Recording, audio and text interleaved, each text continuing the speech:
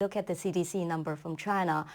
Just during the last week, the numbers, newly added confirmed cases has been dropping.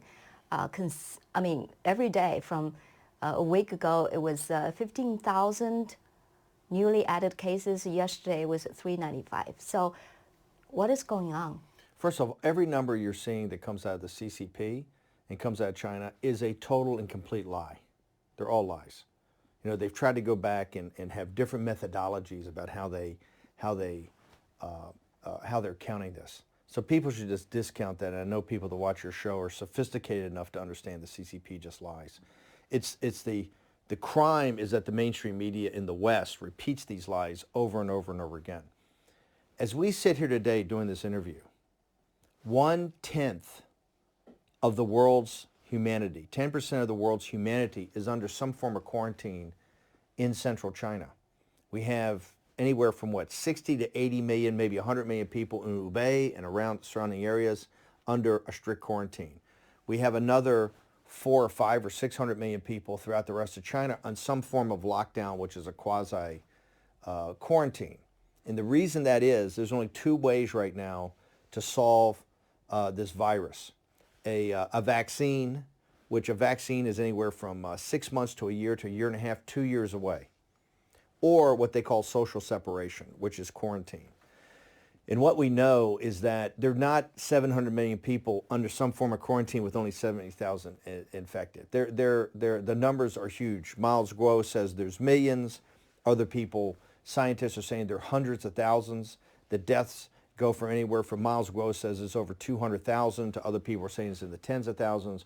But one thing I can guarantee you and promise you, that the numbers that the CCP are putting out are total and complete lies. So right now we don't know, and one of the reasons we don't know is that the CCP is not allowing the world's top virus hunters in there to check this out. Everybody's depending on information they give, and you can't depend on anything the CCP gives you because they lie as easily as they draw breath. China has been around for 10,000 years. You may lose China because of this virus. This spread of this virus may destroy and kill enough people or destroy the economy that China as we know it may not survive, right? It looks like right now, and they're the ones that admit that we don't have control of it, and we're 8 weeks into this. And the experts say, hey, if the quarantine doesn't work, it just spreads, right? And the mathematics is it doubles every 6.2 days. Well, Dr. Gabriel Leung, just his mathematics says it's going to run through at least May. That's over 1 billion people. Your show has been amazing. But right now, they're going to look back 100 years from now on what we're actually doing and saying right now. It is time that we got to force the world. We have to force the financial world. We have to force the business world. We have to force the media world. We have to force the political world. They must be forced to look at the CCP for exactly what it is. For too many years, they've been able to look away about organ harvesting. They've been able to look away what happened to the Tibetan Buddhists and the Dalai Lama. They've been able to look away what happened in East Turkestan to the Uyghurs. They've been able to look away with the suppression of the underground Christian church. They've been able to look away to what's happened to the Falun Gong.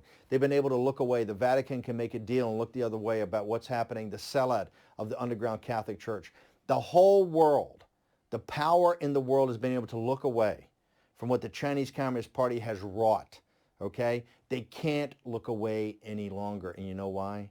The virus, the demon virus is coming from them, okay? This virus is something that's coming everywhere in the world, and it doesn't matter if you're a billionaire. It doesn't matter how much money you have, what political office, what your title is. It doesn't matter. This virus is coming for you. And now we know that the Chinese Communist Party, if it was not created by them, and let's assume it was not, let's assume it's natural, they still lied about it and suppressed the knowledge of this and didn't take action enough. And when they took action, they were too incompetent to do it correctly. And they continue to suppress information and not let the world come in and actually get their hands on this. And they have foisted this crisis on all humanity. And now people understand what the Chinese people, the noble and decent people in China, have been suppressed and what they've gone through for decades and decades and decades. Now it's come to the rest of the world. So it is now time. This virus will take down the Chinese Communist Party. Mark my words. It's gone from bad to worse, I think. What we're seeing is China is engaged in a massive disinformation operation. It is dissembling, I think, about both the magnitude of the affliction on its own people and the threat that it represents to the rest of us. This is something that has been going on now since the beginning of December. And just as one particularly stunning insight into the problem, the Chinese government, as I'm sure you know, withheld information about this virus outbreak from its own people for about 30 critical days. And during that time, they not only allowed millions of them to move around the country, disseminating it, but they even permitted a potluck dinner for 130,000 people to take place in Wuhan, the absolute center of this outbreak. It's just incredible, irresponsible, and I think it has compounded the danger that the virus poses to not only its own people, but to us as well. I think it's tremendous, and I don't think we really even understand the scope of it. The problem that was touched on by Eric at the end of his report is particularly worrying, even more than the tourism problem, I think, is supply chain disruption. People have no idea how dependent we are on China for supply of all kinds of things, including, by the way, medicine. Some 80 to 90% of our medicine. Serious problem, folks. All right, Frank Gaffney with the Center for Security Policy. Thank you, Frank, for being with us, and we'll be right back. Take a look at a grocery store in Milan. That's Italy's industrial capital. The shelves are bare. Panic shoppers buying in bulk as in a natural disaster, which this is, and it's moving fast. South Korea has confirmed close to 1,000 cases of the disease so far. Japan is reporting infections at the same level. The virus has even been reported in Iran. At least 12 people have died there so far, but one lawmaker says the real death toll is at least 50. Second or third biggest point drop of all time, but it does not make the top 50 percentage drop simply as the numbers get larger. It is serious, though. Is it the beginning or the end? It's impossible to tell, unfortunately, Brian, but I will say one of the things that is probably weighing on the market is the data is starting to come through. So, we first encountered this issue in January 22nd. Obviously, there's not going to be much, even the high-frequency data isn't going to respond to it. We now see data like, small business in China activity plunging, other activity really pulling back. So I think part of it is just the personification of this concern is starting to come through. And now to global stock markets. Heavy losses around the world as the coronavirus brings uncertainty. Oil fell, but gold surged as investors look for a safe haven for their money.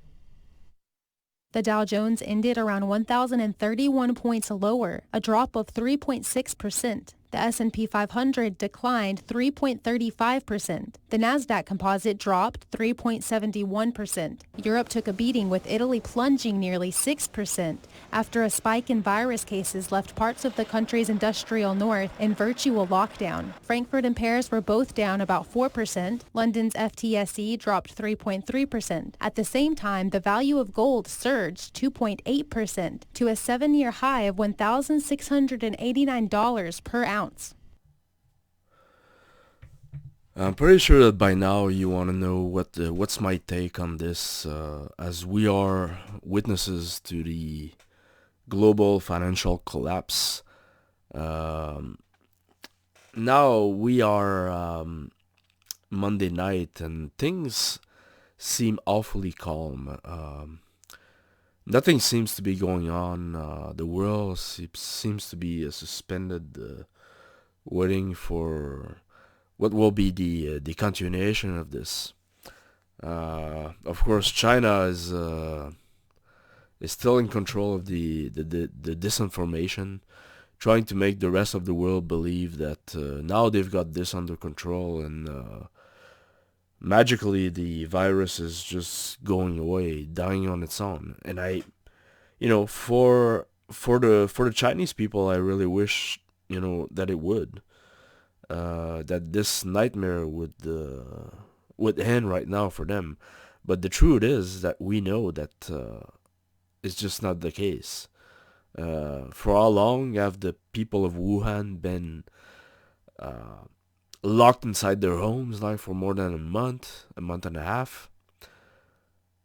How many people have died of starvation by now? I mean, how many people have died of not even having clean water? I have no idea. How many people have been killed by the regime? I mean, this is a valid question. This is a rogue regime that makes people disappear. I mean, that it probably would be convenient for them to just make all of the infected or the suspected to be infected, to just make them all disappear. We have no idea what's going on in that country, and the rest of the world has to step up. And I'm not sure we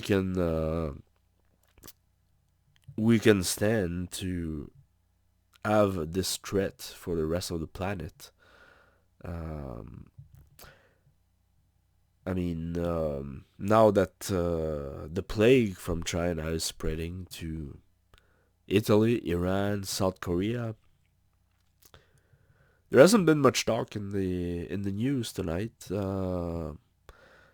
I've heard that there is one more death in South Korea, and now the numbers are approaching 900 infected.